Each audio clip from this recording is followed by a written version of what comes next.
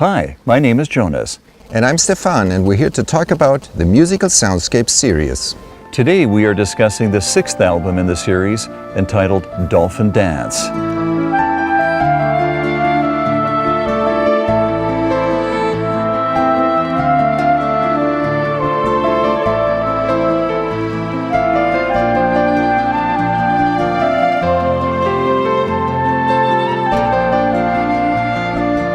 So Dolphin Dance in many ways is perhaps my favorite album in the series, together with Tropical Dream, which I also really like. To me, the series had reached kind of a peak, and my studio had transformed into quite a capable workplace. There was lots of stuff I could do that I was never able to do before.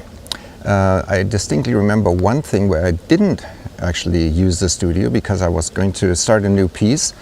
And it was a beautiful summer day, and I said, yeah, I don't really have to be sitting here in the studio. I can just walk outside, find a nice place and compose there. So I grabbed my guitar, walked to the English Garden in Munich, found a nice bench, or something like this, and took out my guitar, and the first thing that happened... You never even told me that. First thing that happened, I broke a string. No way. Yeah, I broke a string. The true pro.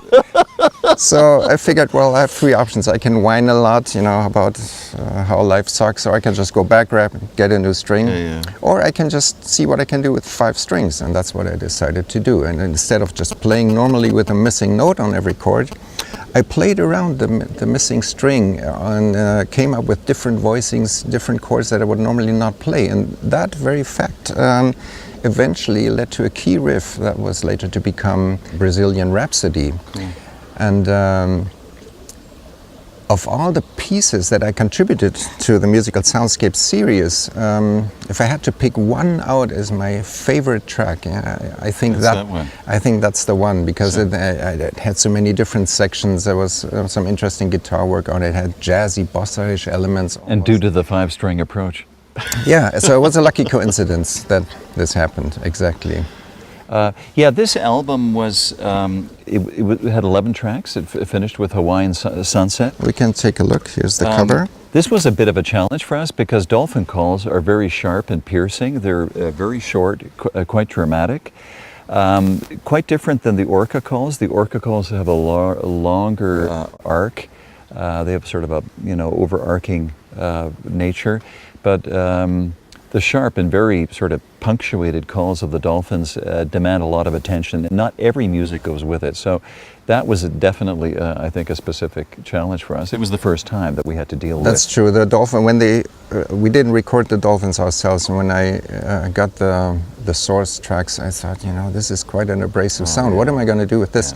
And one way I dealt with this was to cut out little calls, little bits and pieces, and use them as rhythmic accents on the track Dolphin Dance. On the title track, you can hear it, this sort of dancing with the music. I mean, the dolphins probably wouldn't agree to this dialect, but it worked for me, and that made it quite nice. And actually, you've probably forgotten that, but on your track 8, Yesterseas, which goes through all kinds, it's like it opens up like it's Disneyland, with this flourish and glissando, and you think they're basically the dolphins of Disney. That is the Dolphin Dance track. That's not Yesterseas. And at the end of Yesterseas, you've created this very, very intimate dialogue with the calls and your music. I think it's a stunning piece because it has so much diversity in it. It's like all kinds of different types of sections in it. Yeah, that's how I was able to work with them, because you couldn't just let this No, that's true. run. No, that's very true.